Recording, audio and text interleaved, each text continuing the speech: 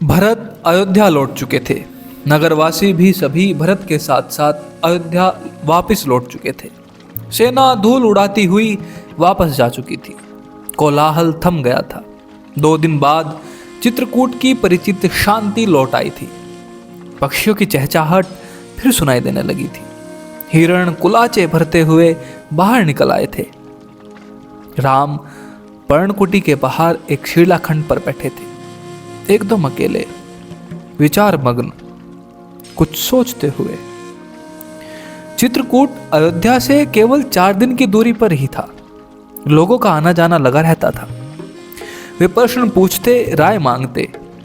यह राजकाज में हस्तक्षेप की तरह होता। चित्रकूट सुंदर था, सुरम्य था, शांत था, पर राम वहां से दूर चले जाना चाहते थे। उन्होंने मन बना लिया कि चित्रकूट में अब नहीं ठहरना है।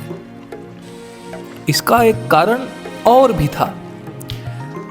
वहां रहकर तपस्या करने वाले ऋषि मुनियों का निर्णय। राम लक्ष्मण ने उस वन से राक्षसों का सफाया कर दिया था। अब तपस्या में कोई बाधा नहीं थी। लेकिन मुनिगण वन छोड़ना चाहते थे, क्योंकि कुछ राक्षस मायावी थे, जब तब आधमकते थे, यज्ञ में बाधा डालते थे। तीनों वनवासी मुनि अत्रि से विदा लेकर वहां से चल पड़े, दंडक वन की ओर। चित्रकूट छोड़ दिया। दंडक कारण्य घना था, पशु पक्षियों और वनस्पतियों से परिपूर्ण। इस वन में अनेक तपस्वियों के आश्रम थे, लेकिन राक्षस यहां भी कम नहीं थे। वे ऋषि मुनियों को कष्ट देते थे, अनुष्ठानों में विघ्न डालकर। राम को देखकर मुनिगण बहुत प्रसन्न हुए। मुनियों ने राम का स्वागत करते हुए कहा, आप उन दुष्ट मायावी राक्षसों से हमारी रक्षा करें राम।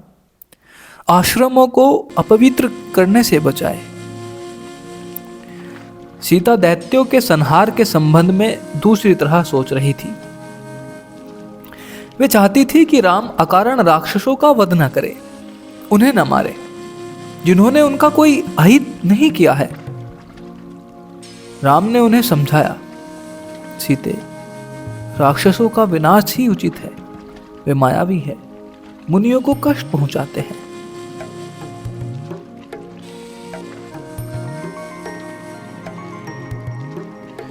राम, लक्ष्मण और सीता दंडक कारण्य में 10 वर्ष रहे।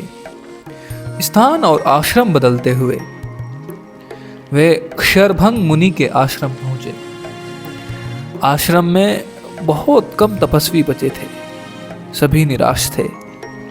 उन्होंने राम को हड्डियों का ढेर दिखाकर कहा, राजकुमार, ये ऋषियों के कंकाल है, जिन्हें राक्षसों ने मार डाला है। अब यहां रहना असंभव सा लगता है। सुतीक्ष्ण मुनि ने राम को राक्षसों के अत्याचार की कहानी सुनाई। मुनि ने ही राम को अगस्त्य ऋषि से भेंट करने की सलाह दी, क्योंकि विंध्याचल पार करने वाले वह पहले ऋषि थे। मुनि ने राम को गोदावरी नदी के तट पर जाने को कहा। उस स्थान का नाम पंचवटी था। वनवास का शेष समय दोनों राजकुमारों और सीता ने वहीं बिताया। पंचवटी के मार्ग में राम को एक विशालकाय गिद्ध मिला, जटायु। सीता उसका स्वरूप देखकर डर गई। लक्ष्मण ने उसे मायावी राक्षस समझा। वे धनुष उठा ही रहे थे कि जटायु ने कहा, हे राजन, मुझसे डरो मत। मैं तुम्हारे पिता का मित्र हूं, वन में तुम्हारी सहायता करूंगा। आप दोनों बाहर जाएंगे तो सीता की रक्षा करूंगा। राम ने जटायु को धन्यवाद दिया, उन्हें प्रणाम करके आगे बढ़ गए। नमस्ते जी, कथा राम की में यह था भाग 12। अगर आपको हमारा यह प्रयास अच्छा लगे तो वीडियो को शेयर कर सकते हो, चैनल को सब्सक्राइब कर सकते हो। धन्यवाद।